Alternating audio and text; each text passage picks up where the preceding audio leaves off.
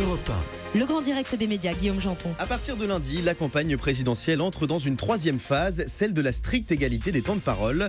À cette occasion, TF1 donne le coup d'envoi d'un nouveau module intitulé Demain Président et diffusé dans la continuité de son JT. Tour à tour, les candidats seront projetés virtuellement à l'Elysée. Ils devront répondre aux questions d'Anne-Claire Coudray et Gilles Boulot, qui est notre invité ce matin sur Europe 1. Bonjour Gilles Boulot. Bonjour Guillaume, bonjour à tous. Bienvenue sur Europe 1. Lundi, vous lancez donc Demain Président, un module inédit dans lequel les candidats vont se téléporter à l'Elysée, ou presque. Alors à quoi va ressembler cette séquence et comment est-ce que vous allez la réaliser ? Alors à quoi ? C'est simple, ça va ressembler à l'Elysée, les dorures de l'Elysée. Avec un vrai décor ou c'est un fond vert ? C'est ni un fond vert ni un vrai décor, c'est un trompe-l'œil qui est assez génial et très ressemblant. C'est sur le plateau du 20h et donc tout se passe en direct et donc il y a une jointure invisible qui se passera entre le dernier sujet du journal de 20h vers 20h20 et puis cette séquence qui va durer une vingtaine de minutes avec Anne-Claire. Tous les candidats ont accepté de participer à Demain Président. Ça a été difficile de les convaincre ? Pas trop, ils ont tous accepté, pas trop. Après, il a fallu caler les agendas des uns et des autres. Il y en a certains ont des meetings, d'autres ont des obligations. Donc voilà, tout ça a été calé ou en train de l'être. Ils ont tous accepté de participer, même dit Nicolas Dupont-Aignan ? Même Nicolas Dupont-Aignan. On a dû lui dire que c'était pas vraiment le plateau du 20h, mais l'Elysée. Ça a dû sans doute parce que la dernière fois, il était parti. Vous n'avez pas peur qu'il quitte le plateau cette fois-ci ? Écoutez, chacun est libre de faire ce qu'il veut. S'il veut partir, il peut partir. Gilles Boulot, votre journal est leader la plupart du temps avec des audiences entre 5 et 6 millions de téléspectateurs. Selon vous, quels sont les ingrédients d'un bon JT qui intéresse les Français ? On peut en parler pendant 3 heures. Ça va être en 1 minute. C'est un journal curieux, un journal qui répond aux questions que les téléspectateurs se posent, un journal qui ouvre une fenêtre sur le monde, un journal qui n'est pas nombriliste, mais qui concerne les gens, et un journal qui parle et qui montre, y compris, qui montre des choses que les gens ne verront peut-être jamais. Hier, on est parti pendant 5 minutes 30 dans l'Antarctique, où moi-même je ne suis pas allé, et c'était une aventure humaine formidable. C'était à la fin du journal, mais vous avez 6 millions de téléspectateurs qui partent en Antarctique. La mission du journal de TF1, c'est aussi d'offrir un traitement plus magazine de l'information parfois ? Oui, parce que dans le magazine, il y a de l'humain, et l'humain aide à comprendre qui nous sommes. Si TF1 et France 2 codiffusent un débat pendant l'entre-deux-tours, avec qui vous aimeriez l'animer ? Je ne sais pas, la question ne s'est pas posée de manière concrète. Moi, j'ai travaillé en bonne intelligence avec pas mal de mes confrères de France 2. Je ne sais pas. David Pujadas, vous auriez une préférence, non ? Non, j'ai fait beaucoup de choses avec David. On a fait beaucoup de 14 juillet. On a co-animé des débats de primaire de droite, de primaire de gauche. Je m'entends très bien aussi avec Laurent Delahousse. Voilà, avec Léa Salamé, avec laquelle je n'ai pas encore travaillé. Mais voilà, on verra. Mais de toute façon, le format, la date, rien de tout cela n'est encore figé. Hier, Alain Veil, le grand patron de BFM TV, nous a confié qu'il souhaitait co-organiser le débat de l'entre-deux-tours. Vous êtes d'accord avec lui ?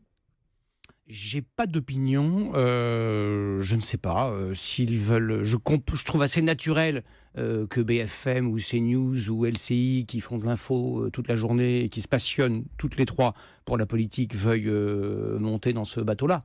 Après, on verra ce qui adviendra. Gilles Boulot, vous avez regardé le débat de BFM TV et CNews ? Évidemment, je regarde tous les débats. Vous en avez pensé quoi ? J'ai pensé que c'était intéressant, j'ai pensé que c'était vif, j'ai pensé que c'était parfois totalement cacophonique.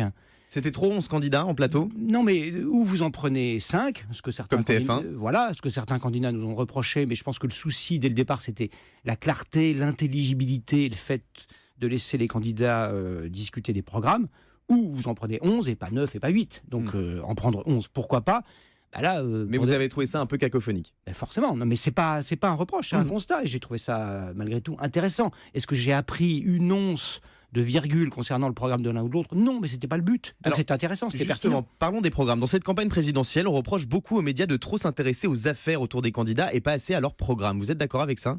Non, je suis pas d'accord. Nous, de manière vigoureuse et rigoureuse, depuis le début, on a essayé de traduire chacun des points des programmes de chacun des candidats, ça en fait beaucoup, dans le concret, de l'ancrer dans le réel. Donc on est parti en voiture, on est parti dans toutes les régions de France et on est parti pour essayer de demander aux vrais électeurs ce qu'ils pensaient de ça et de mettre en application, en adéquation les propositions des candidats avec le vécu quotidien des gens qui nous regardent et qui voteront les 23 et 7 mai. Alors certaines chaînes ont tenté de traiter cette campagne avec une approche différente, plus proche du divertissement. Je pense à Une ambition intime sur M6, à Candidat au tableau sur C8. Qu'est-ce que vous avez pensé de ces émissions ? Je pense qu'elles éclairent le débat de manière différente. On leur reproche de faire beaucoup de forme et pas assez de fond. Ambition intime, c'est très intéressant, très bien produit. La limite du genre, c'est que ça occulte le fond. C'est-à-dire que le métier d'un sportif, c'est de faire du sport, et le métier d'un homme politique, c'est de se faire élire et ensuite de diriger un pays. Ambition intime, c'était sur un autre registre. En revanche, voir les hommes et femmes politiques face à une élève de petit piou-piou, j'ai trouvé ça assez intéressant. Vous pourriez faire ce genre d'émission sur TF1 ?